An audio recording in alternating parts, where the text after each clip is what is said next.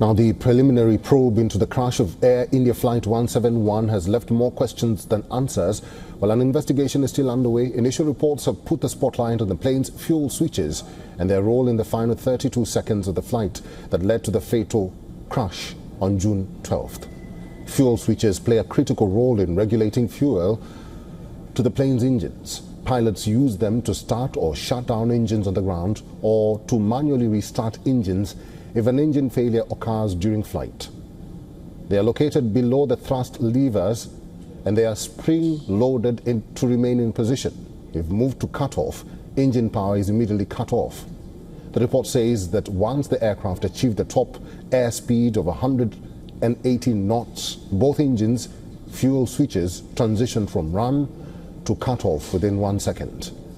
According to the cockpit voice recordings mentioned in the report, one pilot could be heard asking the other pilot as to why he cut off the fuel. The other pilot responded he did not. The pilots seem to have attempted to restore fuel flow with fuel switches moving back to run within seconds. But insufficient time and altitude prevented successful restart and the aircraft crashed. At the crash site, both fuel switches were found in the run position. Captain Sumit Sabrawal, a seasoned pilot with over 15,600 hours of flight experience, was the pilot in command of the Air India flight, while First Officer Clive Kundar was his co-pilot. The report says both pilots were medically fit and were rested ahead of the flight. Aviation experts believe that pilots were very unlikely to accidentally move the fuel switches since they are built in a manner that prevents accidental actions. Aviation experts also suggest that a chip malfunction may have led to the fuel switches transitioning to cut-off, thereby starving the engines of fuel. Now, according to Marco Chan, an aviation expert and a former pilot, cut-off came from an error with a chip for which the engine manufacturer had issued a service bulletin advising maintenance in order to prevent signal loss. I believe the FAA has, or together with GE General Electric, the engine manufacturer, has issued a service bulletin. I believe it was about 11,000 cycles they will have to replace the chip. And if it is not replaced or maintenance isn't done correctly, it could lead to intermittent loss of signal. Once you have a loss of signal, the fuel isn't commanded, i.e. in the cut-off position, then there's no fuel going to the engine, which seems to have matched what the service bulletin was saying with this current investigation. The preliminary report also mentions a special airworthiness information bulletin issued by the Federal Aviation Administration in 2018. It had flagged potential problems with fuel control switch locking mechanisms on Boeing aircraft. These locking features prevent inadvertent movement of the switches, but when the lock is disengaged, the switches can potentially be moved even by vibration, inadvertent touch, or other factors. The FAA did not consider this serious enough to issue a mandatory directive, but the bulletin recommended inspections as an advisory. The report also noted that the emergency locator transmitter, or the ELT, did not activate when the aircraft crashed into the BJ Medical College. The ELT is designed to activate automatically upon significant impact or manually. Its failure to activate points to a possible malfunction of the system.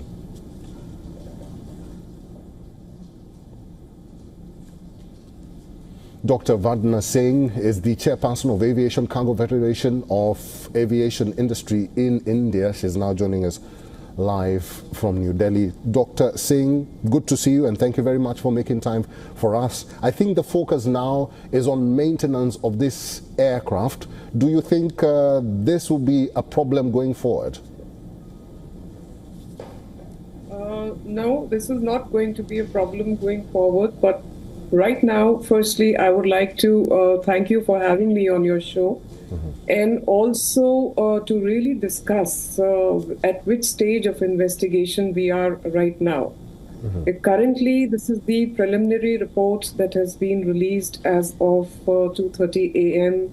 yesterday morning, and there have been a whole lot of discussions. To me, it is just 7 to 8% of the investigation that is coming out right now. definitely, to answer your question, maintenance is going to be one question mark, one angle. The engineering, the maintenance, the entire upkeep, all of that is going to definitely come up. But we can not just leave it to the fuel switch mechanism. As we know, there was a advisory way back on December 17th, 2018, giving this advisory on the fuel switch lock mechanism.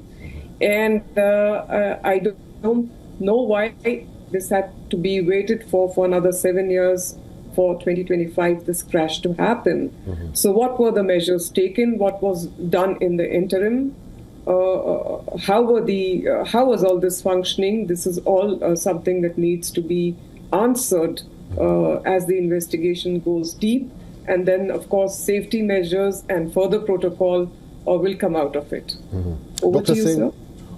Dr. Singh, what are some of the, because we know the investigation is currently ongoing and we cannot predict what the outcome will be, but what are some of the recommendations that you have to rather avoid such future crashes from happening? Okay, that's a good question. But first, I would like to say that right from the very beginning, which is June 12th, when the ill-fated crash happened, that I have been emphasizing that this looks like an electrical software glitch, a FedEx miscommand that has happened, which is full authority digital engine control. That is the brain of the computer of the operating system. That I see there was a miscommand there. So moving forward, of course, there are going to be various, precautionary safety guidelines that are going to come out. Also regarding what happens when you see something already happening even before the aircraft is at 400 feet from takeoff, because nobody even looks at that point, even at the checklist, because the aim is to get the aircraft to a certain height before looking into these things. Now here what we know and what we do see from the report, that there was a dual engine cutoff just few seconds into the air, and if I see this correctly, 3 to 4 seconds after takeoff, both engines started rolling back, and the RAT came on 8 seconds after takeoff, and in 10 seconds it was a cutoff to run. Now, we also need to look at the fact that when you're looking at the fuel switches here, which is coming into the limelight, because that is what it is focusing on, with pilot 1 asking pilot 2, has he switched off, has he cut off the fuel switch? And the answer coming in negative, I didn't, clearly shows that the pilots were taken by surprise, that they themselves did not know what happened. And when they took the cutoff back to run, it took them 4 seconds. Yeah, whereas just too late. when this actually the few minutes after takeoff, few seconds after takeoff, as I just mentioned, the run to cutoff happened within 1 second. So my question here is, this is not humanly possible. Because even if you run it with a simulator, you will see that you cannot you cannot pick up the lever, bring it back, forth. You cannot do that in 1 second.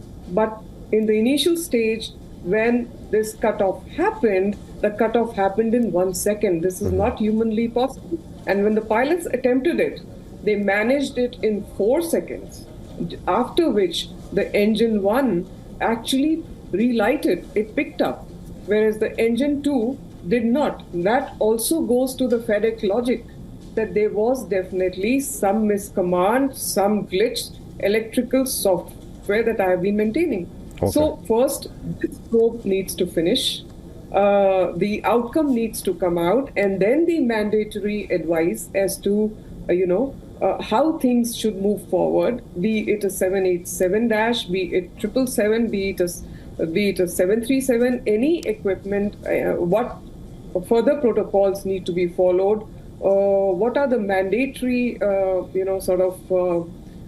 checks, what are the things that need to be looked into in terms of changing or replacing any faulty sensors, anything like that, that will all come out. Okay. Over to you, sir. All right, let's wait for the final report and see what the investigators come up with. Dr. Singh, we'll have to leave it there. Thank you very much for talking to us today. Thank you so much. Thank you for having me on your show. Thank you.